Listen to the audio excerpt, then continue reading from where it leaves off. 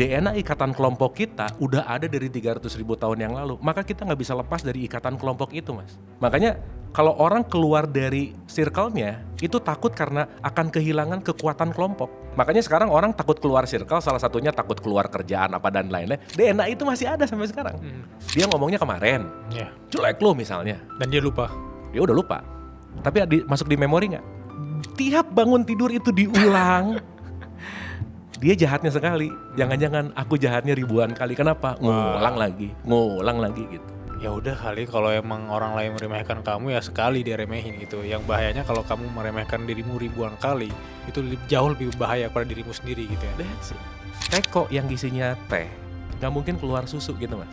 Kata-kata orang yang busuk gak mungkin datang dari jiwa yang bersih gitu. So artinya saat dia mengeluarkan kata-kata yang ofensif, mungkin saya akan ngelihat bahwa ya ampun ini orang jiwanya kenapa ya sampai berkata kasar, berarti dia lagi sakit gitu. Alih-alih sekarang jadi sakit hati, orang yang sakit jiwanya perlu kasih sayang, Mas. Bukan perlu dimarahin balik gitu. Jangan-jangan dia mengasosiasikan dirinya dengan jabatannya. Anyway, mengasosiasikan kepada sesuatu yang akan hilang, buat saya itu rugi banget gitu. Kamu gak kenal siapa saya ya? Halo semuanya, kembali lagi di podcast Suara Berkelas. Hari ini aku happy sekali karena kita kedatangan tamu berkelas. Ada Mas Abu Marlo. Terima kasih sudah mengundang. Wah, ini baru pertama kali disebut berkelas nih. Berkelas ya. Dan tentu kita mengundang orang berkelas untuk obrolin topik-topik berkelas. Asik. Hanya di Suara Berkelas. Asik, oke. Tapi jangan terlalu over expectation ya, Mas ya. Aku nggak seberkelas itu kok. Aman. Mas Abu, baik dari kita menghabiskan banyak waktu di usia 20-an, 30-an itu untuk mengejar validasi ya. Pertanyaan sederhana, pernahkah di fase itu dan gimana cara berdamai dengan diri sendiri untuk lebih mencari validasinya internal bukan eksternal? Oke, di pengalaman saya berarti kan ya.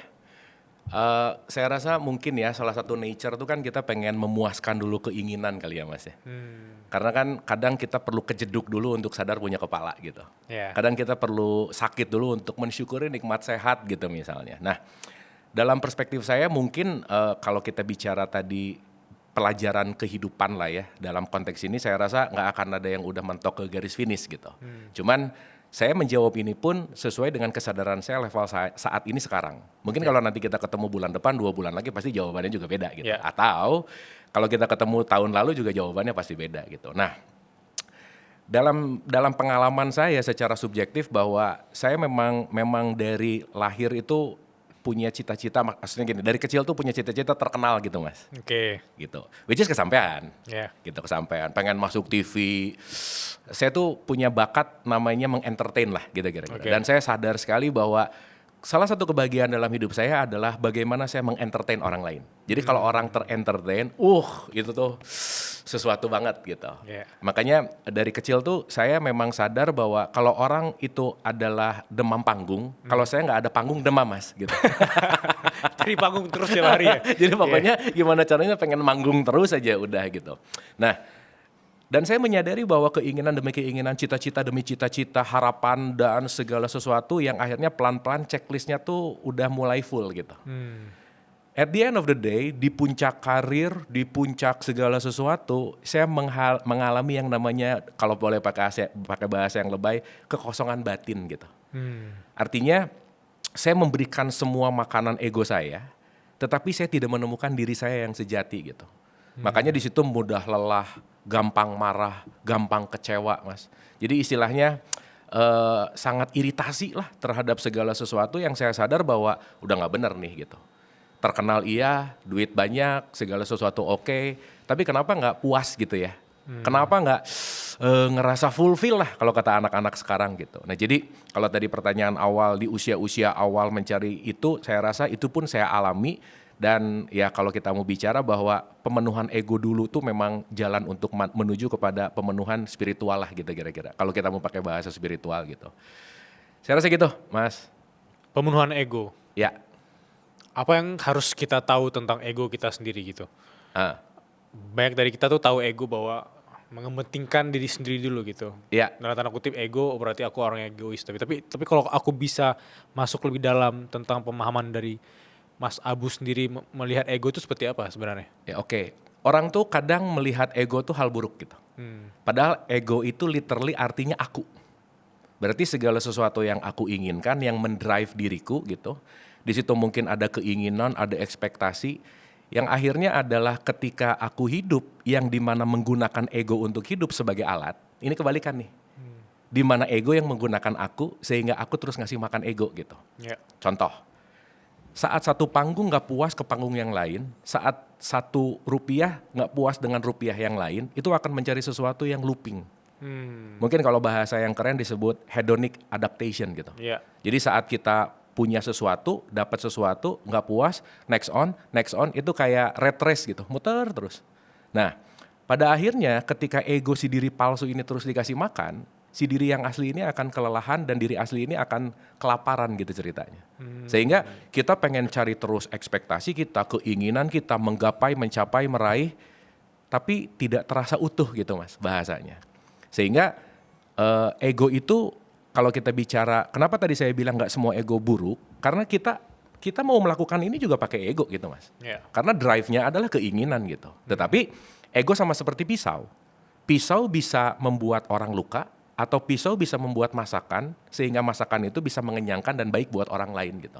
Nah jadi artinya adalah apakah keinginanku, desire kita, ekspektasi kita yang menguasai diri kita, atau kita yang mengontrol si semua itu gitu. Saya kasih contoh analogi lebih sederhana, mungkin katakanlah di dalam ego itu ada partikel pikiran misalnya. Pikiran itu adalah suatu alat untuk kita melakukan sesuatu katakanlah. Tapi saat pikiran yang menjadi master, maka kita yang akan dikontrol oleh pikiran. Jadilah overthinking. Thinking is good, overthinking is not good, udah pasti gitu. Sama kayak halnya stres mas. Orang stres itu perlu. Tanpa stres nggak mungkin berubah. Ya. Over stress itu berbahaya gitu. Nah, saat diri palsu kita, keinginan kita, halusinasi kita yang mengontrol hidup kita, yang membuat kita melepaskan diri dari ketenangan, kedamaian, kebahagiaan, katakanlah begitu. Disitulah ego yang saya rasa perlu kita perhatikan bahwa jangan-jangan aku lagi di take over sama sesuatu yang lain bukan diriku, tapi egoku. Dimana rata-rata ego itu adalah makanan-makanan yang datang dari faktor eksternal. Omongan orang lah, Ya. potret yang kita lihat di luar lah. Sehingga kita banyak mencari, memvalidasi, dan menghidupi apa yang kita pinjam dari luar. Padahal itu bukan diri kita gitu. Sebelum lebih jauh membahas tentang ilmu kehidupan ya, Oh ya, oke. aku mau balik dulu ke cerita seorang Abu Marlo yang dimana tadinya bermimpi terkenal gitu Iya, ketika kecil. iya, Pas dia dewasa dia dapetin itu, Ya. masuk TV, Ya. terus diundang kemana-mana. yes. Kayak sehari bisa 5 kali event gitu misalnya. Ya. Ketika dapetin itu semua, seberapa hampa hidup yang sebenarnya di dalam gitu. Mungkin orang nggak bisa menilai itu karena mungkin nggak pernah ngerasain yang namanya fame gitu. Tapi aku ketemu dengan orang-orang yang udah mengalami itu, jawabannya hampir sama semua gitu. Even animasi yang aku suka, film Soul, itu seperti itu juga gitu. Apa yang kita nggak paham yang belum merasakan fame ini gitu. Gini mas, kita tuh sering pakai topeng kan. Bahwa ketika saya jadi entertainer itu udah diwajibkan, diharuskan bahwa kamu harus look good di dalam kamera gitu. Artinya saya banyak bohongin diri gitu. Mau lagi sedih pura-pura nggak sedih. Ya ini kita juga lagi di taping gitu Yeah, ya. Saya pura-pura happy aja sih sebenarnya. Yeah, Kan ini part of entertainer Yeah, anyway. yeah. Cuman sekarang saya udah bisa ngatur di mana saya berperan sebagai A, di mana saya berperan sebagai B, di mana saya berperan sebagai C, itu dengan lebih proporsional dari dulu gitu. Sehingga saat dulu saya hidup itu seperti robot yang dikontrol oleh schedule dengan keharusan, dengan habits yang 98% kita tahu bahwa kita di drive oleh itu, sehingga saya ngerasa nggak hidup gitu. Saya hanya menghidupi schedule, bukan menghidupi diri saya gitu. Jadi tiap hari itu agenda gitu mas. Udah aja. Jadi nggak punya hidup gitu. Lagi mana mau punya hidup, orang pagi udah harus kesini ini dan lain, dan itu kan adalah kontrak kerja anyway. Yeah. Dimana mungkin Mas Bilal ngerti lah di entertain sedahsyat apa gitu ya. Yeah. Apalagi kalau lagi laku-lakunya kan diperes banget gitu ya. Kalau lagi jadi cash cow kan ya udah manajemen dan seterusnya. Nah, disitulah saya mulai menyadari bahwa begitu udah mulai bangun pagi nggak ada antusias, Dan itu saya lakukan dan itu saya alami bertahun-tahun, Mas.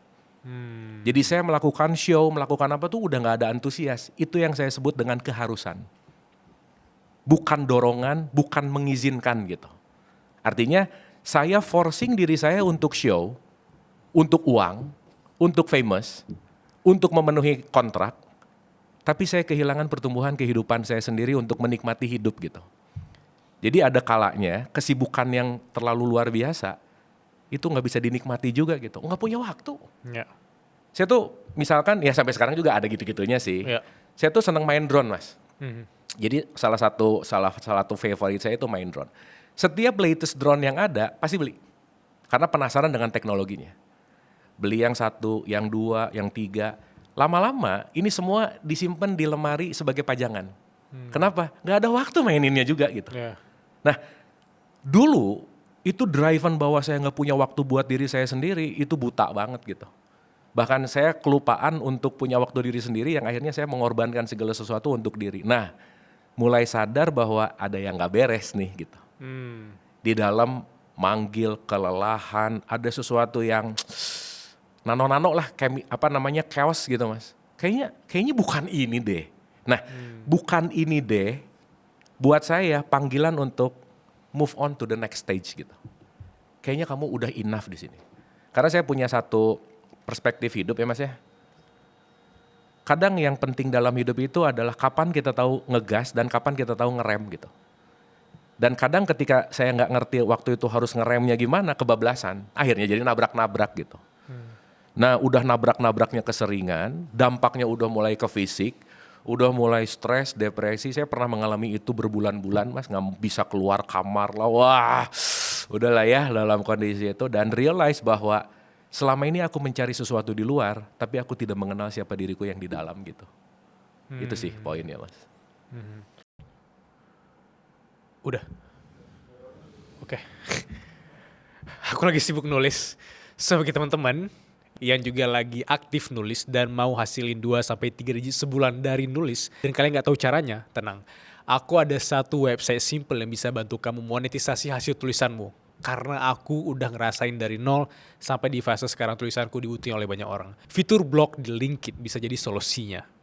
Kamu bisa tulis artikelmu, insight, cerita, atau edukasi panjang langsung di satu halaman yang rapi. Jadi ketika ada audiens yang mau belajar lebih dalam tentang isi kepalamu atau tentang cerita-cerita kamu tinggal arahin mereka ke blog yang kamu tulis di LinkedIn.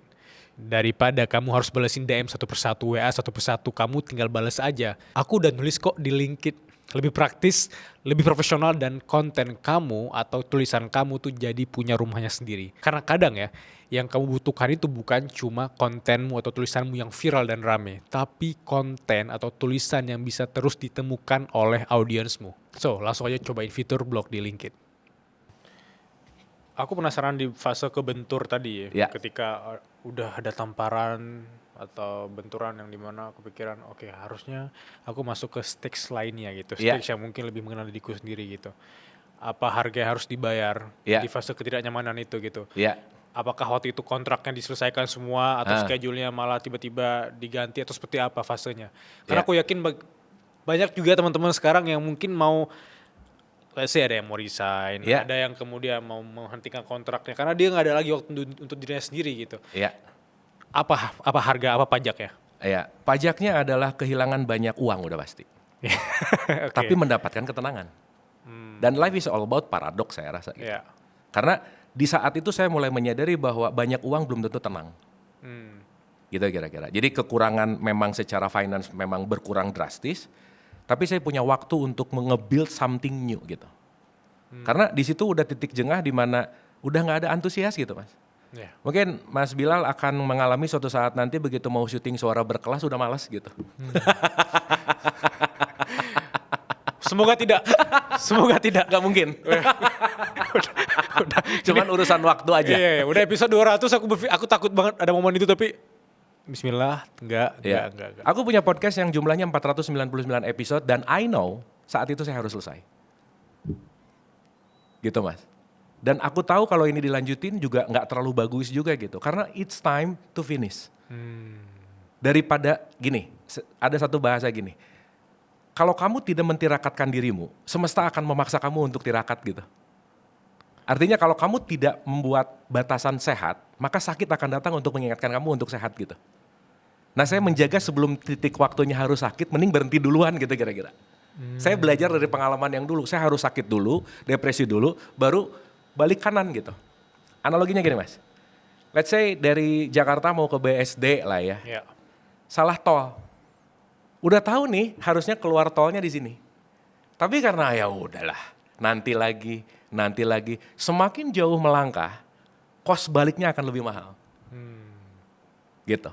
Jadi saat disadari emang harus udahan, mendingan next tol, next exit, keluar, lebih murah pasti. Tercepat balik kanan gitu. Nah saya belajar dari pengalaman saya untuk segera balik kanan sebelum kosnya makin mahal gitu. Intinya gitu. Nah jadi balik tuh, memang, tapi memang semesta ini selalu unik ya. Saat memang udah jalannya, itu pemutusan kontrak apa dan lain-lain memang udah harusnya selesai. Jadi memang satu-satu tuh kayak diselesain aja gitu mas. Udah nggak diperpanjang ini dan lain-lain. Ya. Selesai udah gitu. Dan akhirnya setelah pada saat itu memang secara finance kontrak show berkurang drastis. Tapi di situ saya punya ruang jeda untuk menemukan sesuatu yang baru gitu. Nah, menemukan sesuatu yang baru inilah yang membentuk antusias yang baru gitu. Karena buat saya sekarang adalah saat kita bekerja pakai passion, maka semua power itu akan teralirkan untuk membentuk sesuatu hal yang lebih powerful gitu. Karena aku bekerja atas dasar mengizinkan diriku bukan mengharuskan. Oke, kita ganti kata-kata tadi dari keharusan menjadi Mengizinkan. mengizinkan. Yes. Nah, jadi balik lagi ke pertanyaan tadi bahwa secara finance kurang dalam satuan waktu, tapi aku menemukan something new, which is setelah menggali lagi, this is more powerful dari yang sebelumnya gitu. Gak cuma dalam bentuk uang. Enggak cuma dalam bentuk uang, tapi juga dalam bentuk kepuasan, dalam bentuk kebermanfaatan, dalam bentuk, saya rasa impactfulnya jauh lebih dahsyat dari kemarin waktu saya show di atas panggung sebagai pesulap gitu misalnya. Toh anyway juga saya sekarang setiap hari menemukan panggung, tetap show, tapi kontennya aja yang beda gitu. Ya, this is panggung. Iya, ini panggung. Ya. Gitu. Artinya saat dulu mungkin saya datang ke sini bawa kartu, gitu kan. Tapi sekarang saya datang ke sini membawa pengalaman untuk diceritakan. Iya. Which is kartu itu mungkin amaze dalam waktu 1 hari 2 hari, tapi pengalaman akan menyentuh hati yang akan berdampak kepada long term effect bagi seseorang gitu. Setuju banget. Bahkan obrolan kita ini 10 tahun, 20 tahun lagi, let's say YouTube masih ada, Ya. ditonton oleh anak 20-an di fase itu, di zaman itu. Relevan. Relevan sekali. Relevan. Ya. Makanya salah satu podcast seperti Suara Berkelas ini saya sebut sebagai long term effect dari sebuah marketing gitu. Kalaupun gak meledak hari ini, suatu saat nanti akan meledak pada zamannya karena sesuatu yang viral akan selesai dalam 1 minggu, 2 minggu, beritanya gak akan dibuka lagi. Tapi ini kita bermain dalam konteks infinity war. Ya. Infinity journey gitu. Ya. Ini akan relevan pada setiap zaman kapanpun. Setuju. Dan ini akan terus bertumbuh gitu. Jadi ini investasi jangka panjang mas. Setuju sekali. Bahkan buku yang aku baca sekarang, film-film yang aku tahu sekarang bisa jadi buku atau film di tahun 1998 gitu. Dan kena ke aku gitu di fase yang sekarang. That's it. Yeah. That's it. Bagaimana tahun 1999 keluar film yang sangat ultimate buat saya namanya Matrix. Ya, tahu lagi. Wah gila mas. Bagaimana di tahun 99 ada orang yang memikirkan itu yang dia akan tahu akan meledak dengan semua perspektifnya. This is not movie, this is documentary of life. Kita akan banyak ngerti tentang hidup berketuhanan dan seterusnya melalui satu film yang namanya Matrix gitu. Dan itu lasting gitu. Itu sih. Yeah. Wow. Sekarang orang-orang kan mulai jenuh sama kehidupannya setiap hari. Mulai sih punya uang yang banyak, pekerjaannya keren sekali gitu ya. Dan solusinya segampang, gue tinggal booking tiket ke Bali, gue tinggal healing gitu ya. Ya. Kayak mereka escape the reality gitu. Cara pandang seperti apa yang harusnya sedikit dalam tanda kutip kayak tadi yang tadinya keharusan, harusnya jadi kayak kita mengizinkan diri kita untuk bisa mengenal lebih dekat gitu. Nah di konteks healing ini apa yang teman-teman harus tahu sebenarnya? Apakah ada cara lain selain cuma escape ke suatu tempat terus tiba-tiba kita balik lagi, kayak looping lagi? Harusnya seperti apa? Oke. kita jangan menyangka orang yang ke Bali melukat apa dan lain-lain tuh healing sih mas. Itu banyak pikiran aja sih. Oke. banyak pikiran, cuma nggak lagi Cuman di Jakarta kabur. ya, cuma kabur ya. Oke. Kabur aja. Analoginya sederhana, saat kita pergi kemanapun dengan hotel yang mewah, itu kita akan dapat privilege dengan tempat yang oke, suasana yang oke. Tapi saat kita kembali ke rumah, di mana rumahnya sendiri nggak diselesaikan, nggak dirapihkan, kita akan selalu kembali kepada keruwetan-keruwetan yang sama gitu mas. Jadi mungkin kalau kita bicara sekarang lagi musim healing lah apa, itu buat saya adalah membuka pintu aja sih. Karena ketika orang lagi healing, lagi ikut seminar kesadaran, dia lagi ikut apapun itu konteksnya, mungkin dia akan oke pada saat itu gitu. Tapi at the end of the day, kalau ini tidak diaplikasikan dalam ngeberesin rapi-rapi tiap hari, dalam konteks yang namanya doing latihan dalam keseharian, maka ini hanya akan jadi kabur sebentar aja sih. Dan kita tahu bahwa kita akan selalu mengikuti tren. Bahwa sekarang katakanlah let's say spiritual journey lah, perjalanan, kesadaran, mindful, ini makin jadi toxic sih sebenarnya. Dikit-dikit mindfulness, dikit-dikit meditasi, dikit-dikit apa dan lain. This is capturing moment aja sih mas, kata kuncinya gitu. Sehingga saat kita melakukan itu, that's good. Saat kita mungkin terbawa karena suasana orang gitu, that's good. Tapi jangan lupa bahwa saat kita melukat seminar dan lain-lain, itu belum nyampe ke dalam, tapi baru membuka pintu gitu. Artinya, saat kita pulang ke tempat kita, di mana kita nggak beres-beres rumah kita, diri kita, kesadaran kita, maka ini hanya jadi quick escape, quick moment yang mungkin beautiful, tapi pas kembali ya, yang tadi Mas bilang bahwa everything is always looping gitu. Nah, memang kadang-kadang orang tertrigger dengan keharusan dulu Mas. Iya. Memang sih, kayaknya gua harus deh. Nah, saat harus itu mungkin salah satu mekanisme tubuh kita untuk melakukan sesuatu kan. Tetapi force di mana motivating ketika seseorang menjalankan harus dan mengizinkan itu dua hal yang berbeda. Keharusan itu datang dari ketakutan. Tapi mengizinkan itu datang dari kesadaran. Bisa dia mengikuti karena nggak ikut tren. Wah yang lain meditasi gua enggak, masa sih? Yang lain ke Bali healing gua enggak, masa sih? Tapi at least jalan itu setidaknya dia mengalami new experience tentang ini semua gitu. At the end of the day mas, yang saya pelajari dan mungkin ini bisa berubah kapan-kapan, tapi sampai saat ini, pada akhirnya sistem mindfulness, sistem kesadaran, pembelajaran apa, kita semua akan selaras dengan apa yang sangat kita nyaman gitu. Artinya kita nggak mungkin pakai cara orang lain untuk menyamankan dengan cara kita gitu. Nah jadi kalau sekarang ikut-ikutan dulu ya that's okay lah ya, lucu-lucuan lah ya. Tapi saat itu tidak jadi laku hidup, tidak jadi sebuah kebiasaan, ya itu hanya jadi momentary yang spark sebentar dan akan redup lagi nggak jauh dari itu gitu. Gitu sih, pengalaman aku gitu sih mas. Dan Mas Abu ngomong ini karena udah riset juga belasan tahun kali Yes, ya, melihat aku- situasi betul. di sekitar ya. Betul. Aku riset ini dari tahun 2010 mas. Kebetulan riset ini berakhir kepada disertasi aku sekarang. Yang sekarang aku lagi bikin sebuah disertasi, artikel internasional dan seterusnya untuk nyelesain doktoral ini gitu.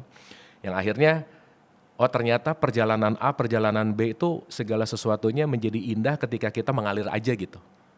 Tapi konteksnya bukan masalah mengalir tanpa orientasi, tapi ngerti bahwa oh kenapa ya harus jadi pesulap dulu, oh saya belajar public speaking di situ, oh kenapa ya harus jadi ke situ, saya belajar ini semua, oh kenapa ya saya, yang akhirnya sekarang jadi akademisi, karena segala sesuatu amunisinya ternyata udah disiapin gitu. Wow, itu part yang aku terus ulang-ulangi terus, value hidup aku tuh aku selalu menekankan di kalimat tadi Mas Abu bilang bahwa aku mungkin di fase let's say 2015 aku complaining ngerjain hal itu, 2017 aku complaining ngerjain hal itu, dan sekarang aku datang pada kesimpulan bahwa ternyata nggak ada yang rugi. Kayak itu connecting the dots-nya untuk menuju kamu yang sekarang gitu ya. That's it mas. Istilah saya tuh gini, carilah kunci sebanyak-banyaknya. Mungkin kamu tidak perlu sekarang, tapi suatu saat nanti kamu akan menemukan pintu dan kamu kuncinya udah punya. Wah, wah bagus banget. Carilah kunci sebanyak-banyaknya dan kamu mungkin nggak ketemu pintu yang sekarang gitu. That's it. Mungkin sekarang ngerasa nggak penting. Iya. Dulu tuh saya tuh bertahan 499 episode live dialog positif podcast setiap hari di pandemi mas. Gak tahu nothing, pokoknya ya doing aja udah. Ternyata lama-lama bisa jadi hasil riset, jadi buku. Gak tahu mau Iya, ke situ. benar. Gak tahu mau gimana gitu. Jadi kita tidak lelah untuk menanam karena suatu saat nanti yang kita tanam tuh pasti berbuah kok pada jatuh temponya gitu. Cuma pas kita fase menanam itu, kita mungkin akan complaining. Udah Mungkin kita akan questioning, kenapa seperti ini ya? Karena berat sekali ya. Iya, udah selesai. Nggak bisa kemana-mana mas. Karena questioning tanda kita masih bertumbuh. Once kita stop questioning means mati sih gitu. Iya. Kalau aku mau pelajari lebih detail tentang riset yang udah dilakukan oleh Mas Abu ya, apa yang mungkin aku masih missing gitu tentang apakah hidup ini emang harus dijalani aja atau ada hal lain yang mungkin teman-teman juga penasaran ya?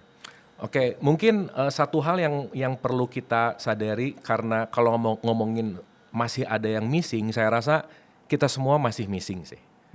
Karena saya selalu melihat bahwa hidup ini adalah becoming. Kita adalah potensi yang siap digali untuk menjadi sesuatu. Pertanyaannya masih mau menggali potensi itu atau tidak gitu. Nah, salah satu hal yang mungkin saya garis bawahi adalah jangan lelah untuk terus mengenali diri. Jangan lelah untuk terus memahami self-engineering kita. Karena kalau kita nggak ngerti engineering diri kita akan salah pakai mesin yang paling canggih sedunia ini namanya tubuh kita gitu misalnya. Yeah.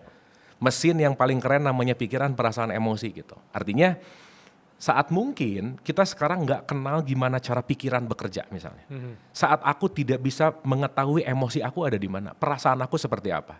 Saat aku tidak mengerti sistem biological self kita seperti apa gitu. Akhirnya kita akan coba-coba terus gitu tanpa mengenali. Jadi saat kita mulai menyadari bahwa oh iya ya, aku punya tubuh fisik di mana di dalamnya punya mental. At least di dalam mental itu ada pikiran, perasaan, dan emosi. At least aku menyadari bahwa emosi memengaruhi perasaan, perasaan memengaruhi pikiran, pikiran memengaruhi pilihan. Oh berarti emosi harus aku selesaikan. Maka kalau pilihan aku ingin lebih baik, emosi urusannya sama tubuh, membentuk akhlak yang baik sama dengan rajin olahraga misalnya mas. Karena saat aku olahraga, emosi aku lebih baik, pikiran aku lebih baik. Nah ini kan jadi sesuatu yang akan kompleks gitu. Kalau orang dengerin ujungnya doang, misalnya ada satu quotes, olahraga memperbaiki akhlak. Nggak nyambung, apa urusannya olahraga memperbaiki akhlak? Misalnya gitu ya. Tapi setelah tahu engineeringnya, oh ternyata badan gerak, emosinya flowing ke perasaan. Nah ini jadi sebuah engineering yang saya rasa dalam hidup ini nggak akan pernah selesai untuk mengenali self-engineering kita sih gitu. Itu sih mas. Ya, setuju sekali. Karena ketika kita tidak bisa men-self-engineeringkan itu, maka hilanglah balance di hidup kita ya. Betul. Keseimbangan itu hilang ya. Benar. Dan keseimbangan hilang berarti tanda bahwa kita udah mulai jauh sama diri kita sendiri gitu. Betul. Kayak orang bilang semua tentang hilang jati diri. Tapi gak bisa di-define seperti apa. Sebenarnya ketika gak balance lagi kan. Betul. Sama kayak kita punya pad gini. Gak tahu pad ini buat apa, dibawa ke dapur buat tatakan atau telenan, kan sayang ya. Ini ada jauh yang lebih precious, ada jauh yang lebih bisa bermanfaat dari kecanggihan keteknologian yang dahsyat ini gitu. So we are sophisticated creature kan, dalam artian kita tuh potensi yang luar biasa yang perlu digali ulang dan ulang dan ulang dan ulang. Makanya kalau pinjam ke Socrates dulu tuh, hidup yang tidak diperiksa adalah hidup yang tidak layak untuk dijalani gitu. Please do self inquiry. Gitu. Artinya selidikilah terus. Ada apa sih? Ada apa sih? Dan kenapa why itu pertanyaan yang sangat filosofis kan mas? Why? Dan orang sekarang kadang-kadang gak ada why-nya, tapi doing. Jadi melakukan tanpa argumentasi dan kesadaran. Akhirnya jadi apa? Robotik, ritual. Dan kalau itu udah jadi robotik dan ritual, jadi habits. Dan kalau itu udah jadi habits, dia merasa taat tapi belum tentu terhubung gitu. Kayak paradoks ya, ada orang yang doing tanpa questioning why-nya, ada orang yang udah tahu why-nya tapi nggak doing gitu. Kayak dua pilihan hidup di sekarang. Yang nomor gitu. 2 lebih banyak kayaknya. Nomor 2 lebih banyak. Kayak gue tahu nih mau ngejar apa tapi tidak doing sama sekali sampai sekarang. Dan akhirnya complaining juga pada ujung. Ya, yang tadi saya bilang bahwa ada orang di tengah perjalanan yang menemukan, ada orang menemukan dulu baru melakukan perjalanan. Nah itu kan relatif ya. That's your choice gitu. Tapi yang jelas jangan sampai nggak melakukan perjalanan aja. Gitu. Kita pengen berubah tapi nggak ada yang mau dirubah gitu misalnya. Kita pengen menghasilkan hal yang baik tapi tidak ada yang dilakukan untuk lebih baik gitu misalnya. Ya contoh lah mas. Kita memimpikan kedamaian, tapi tiap hari di sosial media yang ada kejulidan. Kan aneh ya. Tujuannya pengen damai, sentosa, sejahtera, tapi yang ditanam tiap hari kejulidan, menyalahkan, ya balik lagi lah istilahnya ribut gitu, kan nggak nyambung gitu. Itu sih. Dari tadi kita ngebahas tentang bagaimana kita kehilangan diri sendiri, bagaimana Mas Abu juga pernah di fase terkenal sekali, mungkin hilang waktu untuk dirinya sendiri juga gitu ya. Ya, Dan orang-orang yang aku notice, terutama orang-orang di level top ya, orang-orang yang punya nama besar, karena saking sibuknya, mereka jatuh ke loop kesepian. yes. Bagaimana seorang Mas Abu menghadapi fase kesepian dan berjalan waktu semakin dewasa, seperti apa ngedefine kesepian? Apa bedanya dengan Abu yang 20 tahun lalu dengan Abu yang sekarang ketika ngelihat kesepian itu sendiri? Oke. Data WHO 2025. 1 dari 6 di dunia ini mengalami kesepian. Yang menghasilkan lebih dari 841 ribu plus per tahun meninggal karena kesepian. Jadi sepi itu sangat relate dengan kematian. Ini fact yang menarik gitu, Mas. Artinya di situ ada disconnected, di mana kita makhluk sosial yang tidak memiliki koneksi gitu. Sehingga kalau kita bicara masalah kesepian, ini sesuatu yang memang perlu agak sedikit concerning gitu. Itu satu. Nah, tapi dua hal yang berbeda bahwa antara alone, lonely, solitude itu 3 hal yang berbeda. Karena at some point kesepian itu dibutuhkan untuk mendengarkan diri sendiri sih. Tapi at some point kesepian yang tidak memiliki koneksi itu juga akan membuat tadi tuh penyakit-penyakit macam-macam lah gitu intinya. Nah, dulu Mas, kalau saya kesepian, saya tidak mengakuinya, saya menutup-nutupinya untuk menggantikan si kesepian itu dengan keramaian yang artifisial. Pergi ke konser lah, kumpul sama teman-teman lah, ke klub lah, wah udah deh. Pokoknya kalau lagi jenuh, nyari keramaian. Ya. Dan terasa saat itu enjoy dan seterusnya gitu. Padahal itu tidak menyembuhkan, tetapi menyembunyikan. Jadi dulu saya ahli banget menyembunyikan kesepian sih Mas. Yeah. Oh sekarang juga sih. ahli. Oh kan pesulap ya. Iya benar. Menyembunyikan sesuatu, tapi kesepian disembunyikan ya. Kan kesepian juga sesuatu yang bisa disembunyikan, kan pesulap tuh jago banget gitu lah kira-kira. Nah, artinya sampai satu titik bahwa saya perlu jujur bahwa saya tuh sepi gitu. Saya perlu jujur kalau saya tuh merasa gak punya teman, gak punya koneksi gitu. Anyway, saya mau mengaitkan sama satu penelitian, ada yang disebut dengan yang namanya toxic sukses, Mas. Toxic sukses. Yes, kecanduan sukses. Jadi Paul Purcell PhD, dia meneliti 100 orang paling sukses di dunia selama 10 tahun. Dan ternyata semua orang sukses yang dia teliti, yang udah nyampe top of the line puncak kesuksesan, 90% hidupnya gak bahagia ternyata. Dan mengakhiri hidupnya dengan bunuh diri. Ya. Dan memiliki hubungan dengan orang-orang terdekatnya tuh gak baik. Relationship-nya gak oke sama sekali. Dan itu harga yang mahal yang harus dibayar dari serial uang yang dia miliki gitu. Anyway, it's paradox. Ya. Cuman 10% yang disebut sweet success anyway. Dari penelitian ini gitu. Nah, artinya apa? Kenapa saya relate banget dengan penelitian ini? Karena itu saya alami gitu. Sampai ke titik puncak ternyata noleh kanan kiri gak punya teman gitu Mas. Iya. Karena teman-teman masih mendaki semua kan. Masih mendaki. Kita di puncak sendiri ya.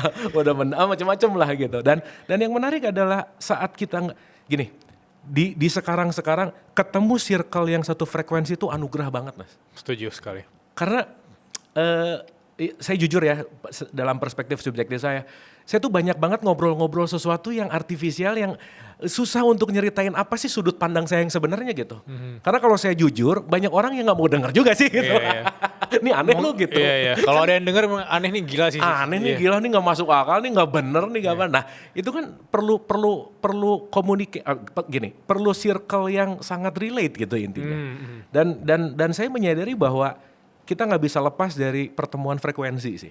At the end of the day kita akan dipertemukan dengan yang satu vlog lah, kalau bahasanya adalah satu frekuensi gitu anyway. Dan itu sangat menyenangkan gitu. Nah, balik lagi ke pertanyaan bahwa dulu saya pandai menyembunyikan kesepian. Sekarang saya menjadikan kesepian untuk jalan pulang. Saat saya sekarang sepi, saya tahu bahwa I have to pause. Pause dulu dong. Akui kalau kamu sepi. Akui kalau kamu lagi nggak baik-baik aja. Dan jujurlah kalau kamu harus lagi break dulu gitu misalnya. Sehingga buat saya sekarang jalur kesepian adalah justru sebagai me time saya untuk self-inquiry tadi gitu. Saat lagi sepi, kesepian dan lain-lain, oke, it's time to stop, nggak ngapa-ngapain dulu, waktunya untuk menyelaraskan lagi. Sehingga sekarang mungkin saya tidak menyembunyikan kesepian, tapi menjadikan kesepian untuk jalan kembali menuju kepada kesadaran gitu. Itu sih Mas. Apakah proses itu disebut dengan solitude? Solitude, yes. Kalau dulu mungkin ya lonely. Ya. Kalau sekarang mungkin jadi solitude gitu. Bahkan Mas, sekarang tuh saya lebih nyaman banget segala sesuatunya tuh sendiri sih sebenarnya. Sendiri tapi nggak ngerasa sendiri gitu. Ya. Alone tapi tidak lonely gitu. Artinya saat berjalan di keramaian sendiri, nggak ada temen atau gimana dan lain-lain, saya fulfill aja sih gitu. Nggak ngerasa harus ada yang nemenin dalam tanda petik, nggak ngerasa harus ada yang A, B, C dan lain-lain. Artinya dalam kondisi kesendirian pun sekarang saya sangat menikmati karena kenapa? This is my me time gitu. Dalam artian kalau dulu saya hindari, kalau sekarang justru malah itu menjadikan jalan untuk healing lah dalam tanda petik gitu. Hai warga berkelas, buat kamu yang punya jasa konsultasi atau mau buat jasa konsultasi tapi masih ribet banget chat-chatin satu persatu, aku relate banget karena aku pernah di posisi itu ya. Capek, pusing, harus cari hasil transfer, di ghosting, reschedule terus. Ini yang bikin aku gak fokus dengan pekerjaan utamaku gitu. Tenang, kalau kamu lagi di fase itu juga sekarang, aku punya solusi simple yang bisa bantu kamu beresin masalah ini. Yes, LinkedIn appointment. Kamu tinggal bikin halaman, booking, atur jadwal kosong, durasi sesi, harga, sampai detail layanannya. Calon klien tuh tinggal pilih jadwalnya, bayar dan semuanya langsung tercatat rapi. Jadi kamu tuh gak perlu lagi jadi admin dadakan setiap harinya. So, kalau kamu punya jasa konsultasi, mentoring, kelas private, atau sesi one-on-one, appointment di LinkedIn itu bisa bikin proses booking kamu jauh lebih profesional. Simple dan gak bikin kamu pusing. Tunggu apa lagi? Langsung cobain sekarang. Bagaimana dengan fenomena yang banyak orang bilang berbahaya kalau kita hyper independence? Kayak aku semuanya ingin sendiri. Ya. Aku gak butuh lagi orang gitu. Oke. Dan ketika memang dia menyatakan hal itu, ada momen dimana sebenarnya kita butuh orang sebagai manusia biasa gitu. Ya. Dengan statement itu, apakah ada hal lain yang Mas Abu mau ceritakan ke kita? Saya tuh agak gak setuju dengan hidup mandiri sih. Mau beli Indomie aja perlu Indomaret Mas. Oke. How kamu mandiri gitu. Tapi good collaboration buat saya. Karena kita tuh didesain sebagai makhluk sosial. Saya balik dulu ke masa sekitar Homo sapiens 300.000 tahun yang lalu gitu misalnya. Kita tahu bahwa masa berburu pengumpul itu kekuatannya adalah melawan alam bersama. Maka kekuatan pada saat itu adalah membentuk sebuah ikatan kelompok. Jadi DNA ikatan kelompok kita udah ada dari 300.000 tahun yang lalu. Maka kita nggak bisa lepas dari ikatan kelompok itu Mas. Makanya kalau orang keluar dari circle-nya itu takut karena akan kehilangan kekuatan kelompok. Makanya sekarang orang takut keluar circle, salah satunya takut keluar kerjaan apa dan lainnya. DNA itu masih ada sampai sekarang. Means keluar kelompok sama dengan aku nggak hidup. Ya. Karena aku kekurangan sumber alam, guarding atau kita bisa bertahan bersama gitu. Makanya dikucilkan itu menakutkan di zaman itu gitu, quote and quote ya. Tapi kan si DNA itu masih ada sekarang. Di mana kita ini nggak mungkin nggak punya ikatan kelompok karena kita adalah makhluk sosial dan konteksnya bahwa kemandirian itu konteksnya bukan masalah ya maaf ya. Kita tuh nggak bisa hidup tanpa pertolongan orang lain sih sebenarnya. How come kita bisa hidup tanpa orang lain gitu? Makanya kalau kita bicara dalam perspektif sosial, makhluk sosial, kita ini adalah makhluk yang didesain untuk melakukan kerjasama sebetulnya. Nah poin kerjasama itu adalah nature dari manusia gitu. Nah yang menarik dalam satu penelitian, manusia tidak bisa bekerja sama dalam jumlah yang banyak gitu. Makanya dia perlu ikatan kelompok. Makanya ada state, ada keluarga, ada religion dan macam-macam. Itu kan sebetulnya konteksnya adalah ikatan kelompok untuk survive gitu. Cuman saya rasa kalau sekarang kita bicara untuk meningkatkan sesuatu, kan bukan urusan survive aja dong sekarang. Tapi how we contribute gitu. Jadi kalau zaman dulu di mana DNA kita masih ada tentang berkompetisi, dan saya rasa saat sekarang bukan untuk kompetisi kayak dulu lagi sih. It's time to collaborate gitu. Nah kata kuncinya adalah berkolaborasi sih. Ya. Itu sih Mas. Dan pada waktu itu yang bikin generasi Homo sapiens ini nggak punah karena kita yang bisa berkolaborasi satu sama lain ya. That's it. Kita yang punya ikatan untuk terus survival. Makanya kayak yang Neanderthal dan lain-lain itu pada punah karena Denisovan, semua Iya. punah tuh. Ya balik lagi ya, yaitu kan seleksi alam lah ya. Iya, Tapi iya. poinnya adalah bagaimana kita membentuk suatu ikatan untuk keep survive. Karena kan basic design secara evolusi kan hidup apa sih secara evolusi biologi bertahan hidup. bertahan hidup. That's it gitu. Cuman masuknya moral, Yeah. religion, kan nggak hanya di situ dong misalkan. Yeah. Tapi naik lebih kepada bagaimana melakukan kebermanfaatan gitu misalnya. Masuknya uang gitu ya. Nah, iya. Makanya ikatan sosial yang paling tinggi adalah uang. Uang itu ikatan yang paling tertinggi, Mas. Mau nggak mau, suka nggak suka, itu sistem keyakinan yang paling tertinggi dalam hidup manusia. Iya, bahkan ancaman yang tadi dibilang oleh Mas Abu bahwa ada keharusan dan keharusan kan bisa sama kayak tanda kutip ketakutan gitu. That's it. Kita harus melakukan ini karena kita takut atasan kita tuh marah ke kita gitu. That's it. That's it, Mas.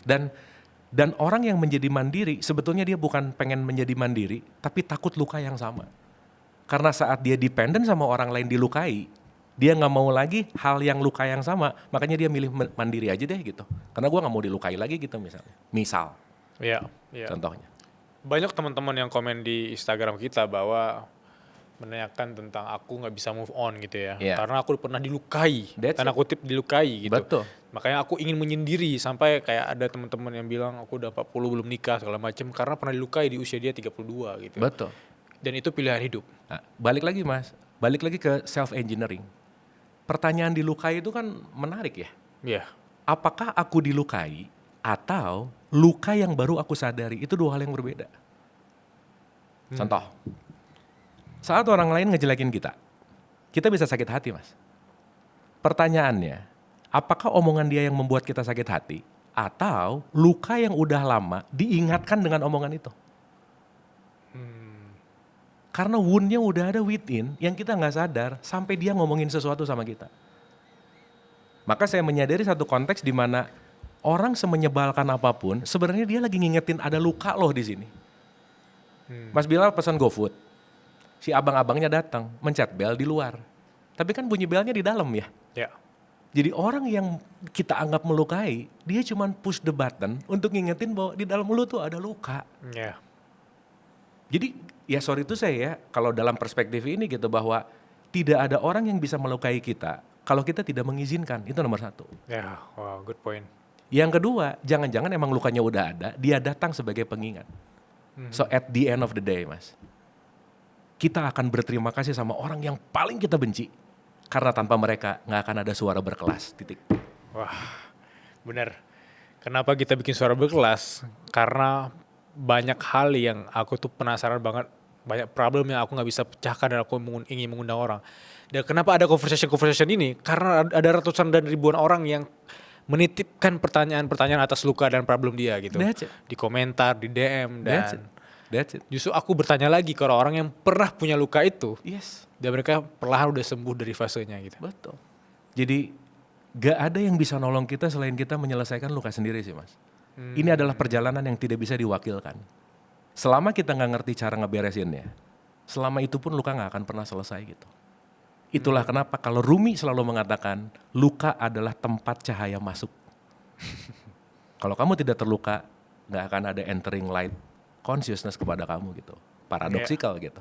Iya, iya. Dan tadi aku ingat momen ketika let's say aku 10 tahun lalu kalau bisa ada orang yang menekan bel dari luar. Kayak, Bil lu aneh gitu, aku bisa ke-trigger gitu. Tapi gak tahu kenapa baru kejadian 5 hari yang lalu ada orang yang bilang aku aneh. Terus aku tanggepin ya emang aneh gitu. Selesai. aku emang aneh, aku menyadari aku aneh di antara orang-orang yang gak aneh gitu. That's it. Secara kreatif aku aneh gitu. That's it. Tapi menarik loh Mas. Saat orang mengatakan sesuatu kepada kita, yang dia ucapkan adalah karangannya dia sendiri. Perspektif dia tentang kita, dan that's not you. Karena kalau saya pinjam dari satu perspektif filsuf Jawa yang keren banget namanya Ki Ageng Suryo Mentaram, one of my favorite nih. Dia bilang gini Mas, di dalam jiwa manusia itu selalu ada kromodongso namanya. Jiwa kita itu ada dua, tukang ngerekam, yang kedua tukang ngarang, udah gitu aja. Bisa dijabarkan dengan bahasa yang lebih mudah gak? Gampangannya gini, kita tuh capturing something, Oke. dan kita mengarang sesuatu tentang itu gitu. Contoh, kita WhatsApp pasangan lah atau temen lah dan lain-lain. Ada realitas, ada karangan, narasi. Waktu kita nge-WhatsApp, centang 2 biru mas, tapi nggak dibalas. Realitasnya WhatsApp nggak dibalas, betul nggak? Ya. Tapi karangan-karangan, kayaknya aku udah mulai nggak berharga deh di hadapan dia. Kayaknya aku udah nggak oke deh. Kayaknya dia lagi macem-macem. Itu kan karangan. Ya. Which is karangan itu ada di dalam jiwa kita. Itulah kita tukang menggagas, tukang mengarang, yang akhirnya kita bisa bete karena karangan kita yang ternyata nggak sesuai dengan kenyataan gitu. Jadi kalau ada orang ngomong kan karangannya dia, Iya. ya udah aja sih. Iya. Dan dia berhak ngarang sama kita juga kan, Iya. dengan perspektifnya dia gitu. Dan kalau itu diulang-ulang terus, di looping terus, maka akan menyebabkan overthinking dan depresi. Iya. Nah sekarang pertanyaannya kalau dia mengucapkan sesuatu yang kita nggak enak dan kita ngulang-ngulang di dalam diri kita. Sekarang saya tanya mas, orang yang ngejahatin kita dengan kata-kata, itu ngejahatin kita sekali. Tapi kita yang mengulang-ulang di pikiran kita ribuan kali, siapa yang lebih jahat? Ya. Dia ngomongnya kemarin, Ya. jelek lo misalnya. Dan dia lupa. Dia udah lupa.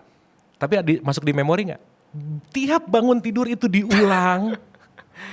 Dia jahatnya sekali. Jangan-jangan aku jahatnya ribuan kali. Kenapa? Ngulang lagi gitu. Iya. Looping akhirnya gitu. Iya. Dan aku pernah bilang di salah satu postinganku, aku bilang pada waktu itu, ya udah kali kalau emang orang lain meremehkan kamu ya sekali dia remehin gitu. Yang bahayanya kalau kamu meremehkan dirimu ribuan kali, itu jauh lebih bahaya pada dirimu sendiri gitu ya. That's it. Dan siapapun yang ngomong ke kita itu kan kualitas jiwanya juga gitu. Di satu sisi kita juga santai aja, yang kedua juga kita ngelihat ada evaluasi nggak gitu. Karena kata kuncinya adalah teko yang isinya teh nggak mungkin keluar susu gitu mas.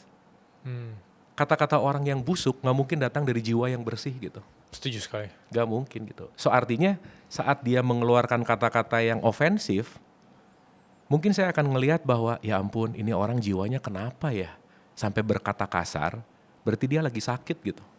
Alih-alih sekarang jadi sakit hati, orang yang sakit jiwanya perlu kasih sayang mas, bukan perlu dimarahin balik gitu.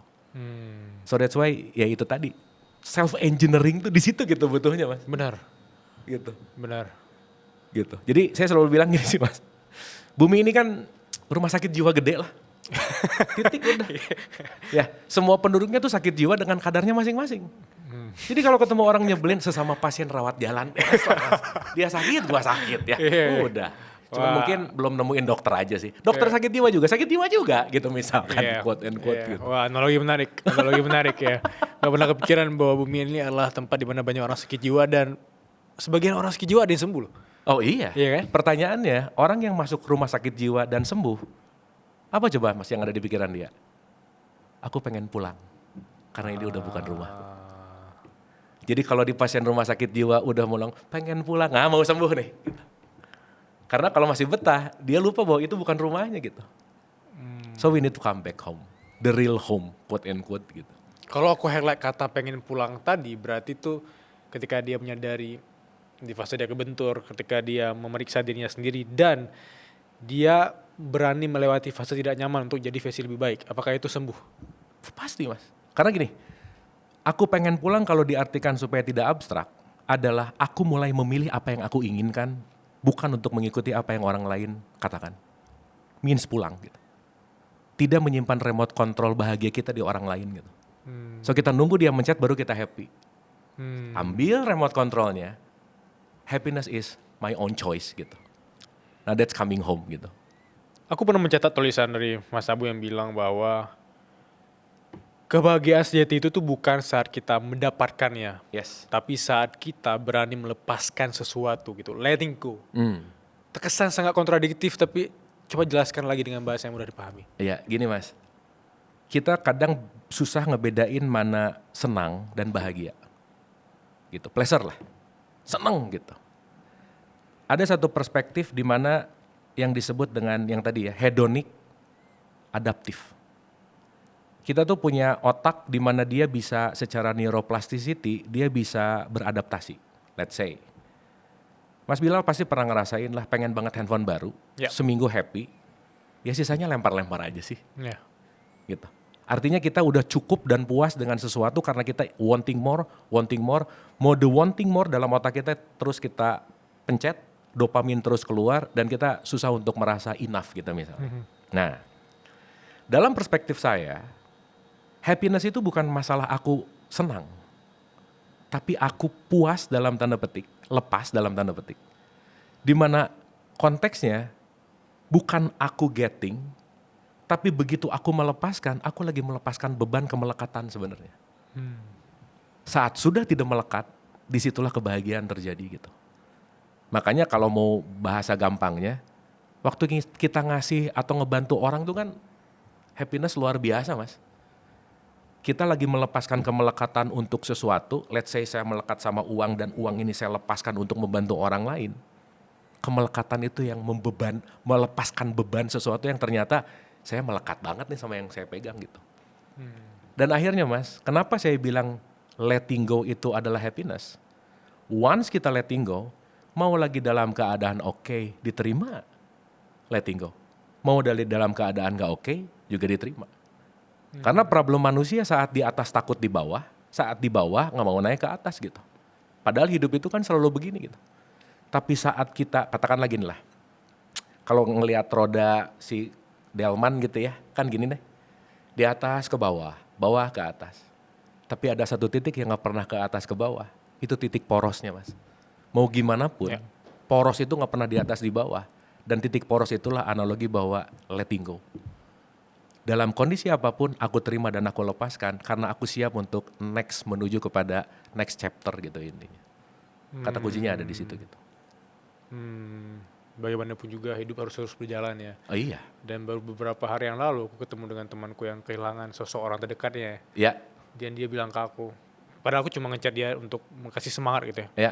Terus jawaban dia, gak apa-apa Bill, hidup harus terus berjalan gitu. That's it. Berarti kan saat kehilangan dan saat letting go, bahagianya pasti muncul.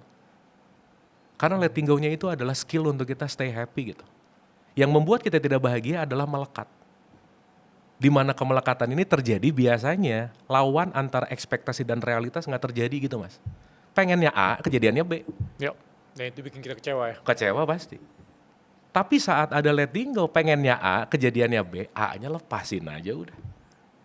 Itulah yang saya maksud bahwa ketika kamu melepaskan kamu akan bahagia karena kita tidak terjebak dalam keinginan, ekspektasi, harapan-harapan yang tidak selaras dengan kenyataan gitu. Karena at the end of the day kenyataan pasti menang terus ya Mas. Iya. Makanya banyak dari kita yang punya attachment atau kemelekatan terhadap jabatan ya. Yes. Status, uang, materi dan apapun itu. Ketika kita hilang maka kita orang paling stres di dunia ya. Betul. Dan pertanyaan besarnya, tanpa itu semua siapa aku? Nah, wah itu good point. Itu berkelas sekali ya. Oke, big reason kenapa ada Abu Marlo di sini, ini berkelas sekali. Siapa aku? Iya. Jadi ngerasa kalau jabatannya nggak ada, aku nggak ada dong. Jadi kalau hartanya nggak ada, aku nggak ada dong. So, jangan-jangan nggak kenal siapa dirinya gitu. Jangan-jangan dia mengasosiasikan dirinya dengan hartanya. Jangan-jangan dia mengasosiasikan dirinya dengan jabatannya. Anyway, mengasosiasikan kepada sesuatu yang akan hilang, buat saya itu rugi banget gitu. Kamu gak kenal siapa saya ya? Karena ada sesuatu kan, ada sesuatu. Dan kalau kita jawab gak kenal, berarti emang ketika itu hilang, maka kita gak kenal siapa dia. Even dia gak tahu siapa dirinya sendiri, kalau barang itu gak ada atau something itu gak ada ya. Post power syndrome terjadi karena si karangan tadi tetap ada, meskipun realitasnya udah gak ada Mas. Jadi begitu dia udah gak menjabat, orang mulai gak menghormati dia, kesel dia. Lu gak tahu gua siapa? Enggak. Oke. Sebelum kita ke Q&A ya. Kalau seorang Abu Marlo ini ketemu dengan Abu Marlo versi muda, Ya. Conversation apa yang akan dimulai? Di podcast apa yang ingin kalian bahas? Obrolan sama Abu muda gitu ya. Saya sih begitu ketemu Abu muda cuman bilang, going on. Gak ada yang salah, gak ada yang perlu disesali. Karena setiap momen punya kesadarannya sendiri, maka tidak ada keputusan yang salah dalam hidup gitu. Cuman ya kasaran kata, kalau saya selalu menganalogikan bahwa kalau saya ketemu saya kecil, saya cuman mau mengencourage bahwa move on. Move on dan move on gitu. Karena saya yang udah di depan akan menghadapi sesuatu yang something bright. Yang mungkin kamu saat ini belum kelihatan segala sesuatunya. Tapi jangan pernah berhenti untuk melangkah karena kita gak pernah tahu kita akan sampai mana gitu. Just move on gitu. Itu sih Mas. 3 pertanyaan Mas Abu dari teman-teman Suara Berkelas. Oke. Pertanyaan pertama dari Handy Liu. Hmm. Cara terbaik untuk melupakan orang yang terlanjur membuat kita nyaman tapi takdir seperti yang harus memisahkan kita. Wih. Pertanyaannya dalam banget ya. Iya. Dan jawabannya nggak bisa. Gak bisa melupakan. Nggak bisa. Memori kita tidak didesain untuk melupakan, apalagi sesuatu yang terjadinya, datangnya, momennya, itu sangat kalau enggak menyenangkan banget dan menyakitkan banget, itu akan snapshotnya akan terus ada di memori kita. Semakin pengen melupakan, semakin dia di-recall lagi gitu. Satu, kalau pertanyaannya pengen melupakan, saya straight to the point, nggak bisa. Kecuali amnesia, dah jedek, dah amnesia sakit, dah itu lupa semuanya sih gitu. Itu satu. So that's why ada pilihan berikutnya Mas. Memaafkan. Karena kalau kita tidak memaafkan, kalau kita tidak melepaskan itu konteksnya menerima dulu, maka memori itu akan membuat kita jadi nggak nyaman. So that's why saya selalu bilang bahwa memaafkan itu mengingat tanpa emosi. Memaafkan bukan melupakan, tapi remembering udah nggak pakai bad emotion gitu. Jadi kata kuncinya adalah bukan melupakan, karena semakin pengen lupa semakin diingat udah pasti, tapi mending diterima aja. Karena itu adalah kenyataan. Dan gak usah over expectation bahwa ya udah itu kenyataannya, di mana ekspektasi kita lebih tinggi mungkin diturunin, diterima, maka setelah dimaafkan itu akan jauh lebih damai gitu. Dan dia bilang sini kan terlanjur nyaman, which is bisa jadi memori indah sekali gitu dengan orang itu. Kan tadi saya bilang ya, Ya. sesuatu yang indah tuh kalau melekat juga gak enak gitu. Makanya kan gak ada yang ideal dalam hidup Mas. No such thing ideal. Karena semua pasti akan punya masanya gitu. Makanya jangan terlalu melekat kepada sesuatu. Jangan terlalu idol kepada sesuatu gitu let's say. Ya. At the end of the day akan kecewa kok gitu. Karena hidup itu selalu mengalir gitu. Kapan ada dapat, kapan ada lepas. Dan intinya adalah hidup seni kapan kita menggenggam dan kapan kita melepaskan gitu. It's time untuk lepasin udah. Genggam udah. Nah kita tahu kapan untuk menggenggam dan melepaskan. Nah itu seninya dalam konteks kita perlu berlatih sih gitu. Ya. Itu. Ya. Kita ke Ini kayaknya bucin kali ya. Iya, saya bucin. Makanya tadi saya pikir saya mencoba masuk ke dunia dia gitu kayak wah indah sekali pas ini. Tapi anyway bucin itu nggak bisa diapa-apain Mas. Kalau orang lagi jatuh cinta, the most expensive advice nggak akan ada yang menembus dinding dopaminnya dia, oksitosinnya dia, testosteronnya dia, nggak bisa Mas. Berhenti ngasih nasihat sama orang yang lagi jatuh cinta, nggak penting. Selesai. Makanya nasihat pernikahan waktu orang mau akad nikah, nggak ada yang masuk lah orang lagi jatuh cinta kok. Iya, iya. Jadi itu rada nggak guna sih. Iya. Pengalaman ya. Pengalaman banget. Karena aku lagi nulis satu buku, spill sedikit. Oke, nggak apa-apa silakan. Judul buku baru aku, ini buku kelima, judulnya adalah Perang Panjang Pernikahan. Perang Panjang Pernikahan. Yes. Wah. Nanti kita bisa bahas itu. Kita bahas di buku berkelas ya. Siap. Pertanyaan kedua dari Caca 0101. Bagaimana cara paling realistis untuk menghadapi fase depresi dan anxiety? Cara paling realistis menghadapi fase Depresi dan dan anxiety. Paling realistis nomor 1 adalah hubungi profesional. Paling realistis. Jangan coba-coba, jangan self-diagnose. Kalau mampu, kalau sanggup, please do cari psikolog dan psikiater, selesai. Carilah kepada ahlinya, minta advice kepada ahlinya, jangan coba-coba karena it's time. Mungkin kita memang perlu untuk hadir ke profesional tadi gitu. Intinya di situ sih Mas. Dan saya bukan psikolog, saya bukan psikiater, jadi saya nggak bisa ngasih advice berlebih. Tetapi saya pengen komain dengan satu, mungkin ini akan jadi pelajaran. Ketika kita kekurangan pemahaman, maka kita bisa marah, bisa bete, bisa benci. Kekurangan pemahaman itu datang dari kekurangan pengetahuan. Jadi runtutannya, pengetahuan menghasilkan pemahaman, pemahaman menghasilkan reaksi. So mungkin kalau sekarang ada waktu yang paling terdekat, let's say belum sempat kemana-mana, carilah pengetahuan baru. Di mana pengetahuan baru itu akan meluaskan cakrawala kita, yang mungkin dulu kita close mind, setelah tahu baru, oh ada sesuatu nih. Karena pengetahuan baru akan membuat kita menjadi memahami sesuatu yang baru. Siapa tahu pemahaman yang baru akan melihat dari sudut pandang yang baru gitu. Jadi kalau kita mulai stres, depresi, apapun itu gitu ya, mungkin satu sinyal bahwa kamu harus learning something new gitu. Karena dengan learning something new akan meluaskan cakrawala kita, yang jangan-jangan kita mungkin berpikir A, selama ini A, keyakinannya A, padahal ada sudut pandang yang lain gitu misalnya. Ya. Gitu. Ya. Jadi perkayalah diri dengan pengetahuan baru sih. Itu the best.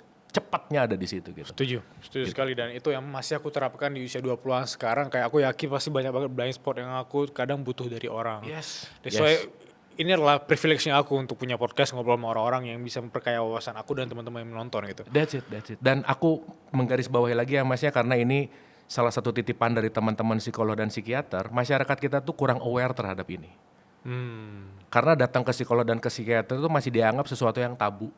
Ya. Kalau datang dianggap orang sakit jiwa. Padahal udahlah kan kita di bumi ya. Rumah Ya, sakit bumi, jiwa kan iya, udah iya. cukup aja ya. Gitu. Iya. Tapi poinnya saya sangat mengencourage siapapun yang mendengarkan ini. Kalau butuh tidak nyaman jiwa atau mentalnya, please do. Carilah profesional. Titik. Jangan yang aneh-aneh gitu. Itu sih Mas. Pertanyaan ketiga dari Rizka Rasifa. Kita dibesarkan oleh tuntutan utang budi anak kepada orang tua gitu. Tapi kenapa ya semakin aku dewasa, aku ngerasa bahwa ini bukan hutang budi, itu emang tanggung jawab orang tua untuk memenuhi kebutuhan anaknya. Makanya aku masuk ke kategori generasi sandwich. Bisa ceritakan dan bisa kasih solusi nggak ya? Oke, ini rada susah ya dijawab pendek. Ya. Tapi simpelnya ginilah. Kalau kita melihat hubungan orang tua dan anak sebagai hubungan hutang budi, itu namanya transaksi bukan cinta gitu.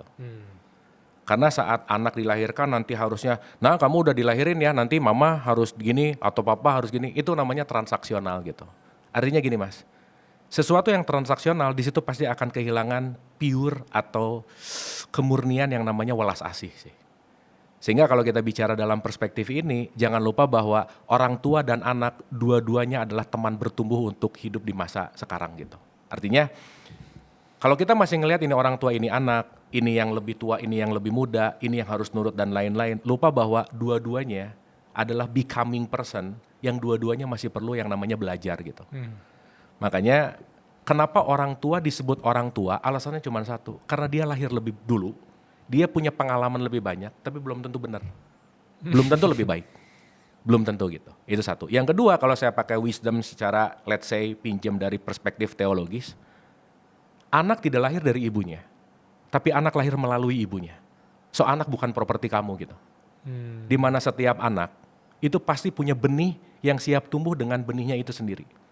Saat orang tua nggak ngerti benihnya anak, let's say anak ini benihnya cabai, tapi orang tua menginginkan durian, maka mendurian-duriankan cabai, itu pasti banyak masalah gitu. So artinya keep on learning Mas. Turunkan ego orang tua, turunkan ego anak, dua-duanya adalah makhluk pembelajar. Maka dalam satu perspektif, guru agung setiap orang tua adalah anaknya. Karena anak adalah guru terbaik buat orang tuanya. Dan dua-duanya adalah proses pembelajaran gitu. Nah jadi saat nanti mengerti gitu ya bahwa ya sorry misalkan ini anak durhaka lah, siapa tahu yang durhaka orang tuanya, kita nggak tahu. Iya. Karena mau nggak mau suka nggak suka, orang tua itu punya warisan pengetahuan yang tanpa sadar diwariskan ke kita. Maka warisan itu nggak bisa disalahin juga. Tapi kita mau merubah, meregulasi untuk next mewariskan lebih baik atau tidak gitu. Bukan tanggung jawab kita untuk kita lahir dari siapa, tapi tanggung jawab kita untuk membentuk, merubah kebaikan yang lebih baik untuk next generation gitu. Artinya ya balik lagi lah ya, kalau pertanyaannya tadi, ya tetap keep on learning sih. Karena mau nggak mau, suka nggak suka, ini adalah sesuatu hal yang perlu dipelajari dan perlu dirubah dalam perspektif mindset dan kesadaran gitu. Ya, dan keep on learning di Keep sini on tuh learning untuk sih, Mas. dua-duanya. Dua-duanya. Gitu ya. Karena kadang-kadang gini Mas, aku tuh udah cukup lah Kang Abu, yang penting anak saya, nggak bisa. Ibunya tiap hari ngomong, kamu tuh jangan marah-marah. Ngomong jangan marah-marah sambil marah-marah, kan aneh Mas. Iya. Kan kita tahu bahwa action itu more loud than speaking gitu ya. Setuju. Artinya dia akan jauh lebih mencontoh daripada mendengar. Artinya kalau siapapun yang mendengarkan ini pengen punya anak soleh dan solehah dari dirimu gitu. Ya. Karena itu akan membentuk suatu vibes gitu.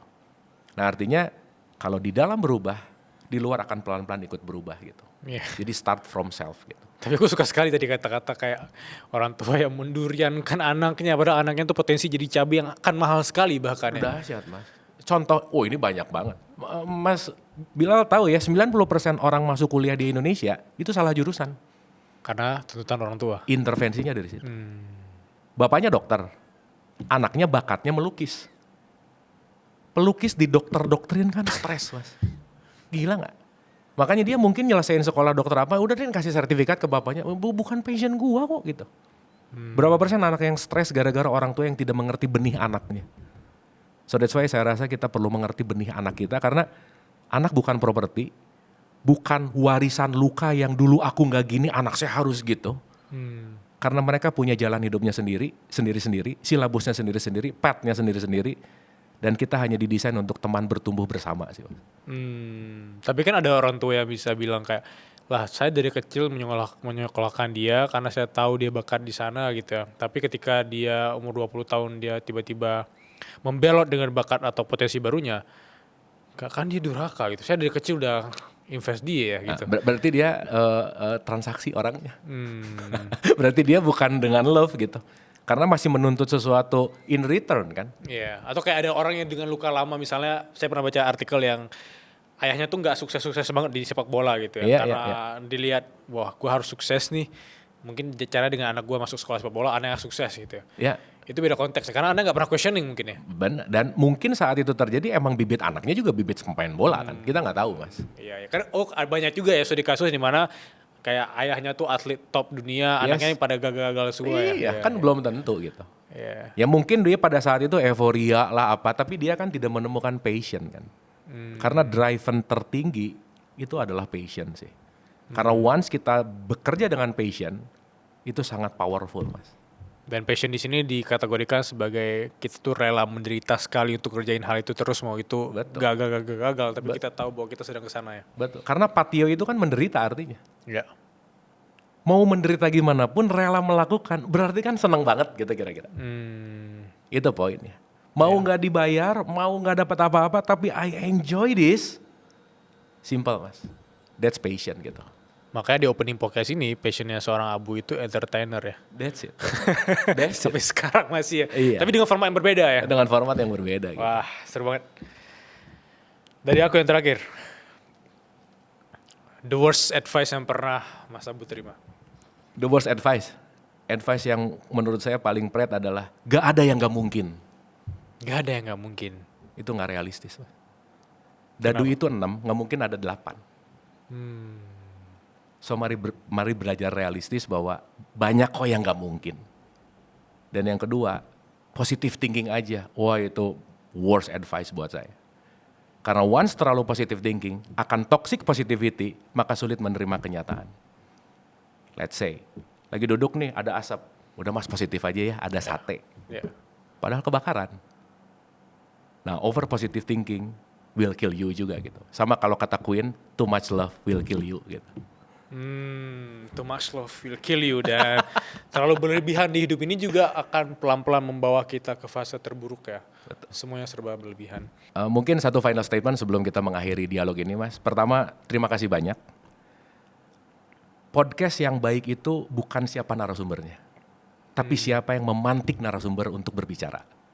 Dan saya sangat bahagia karena Mas Bilal adalah pemantik yang luar biasa. Sehingga apapun yang tadi dititipkan, dialirkan ke saya, itu adalah hasil pantikan dari host yang sangat luar biasa. Terima kasih. Ya.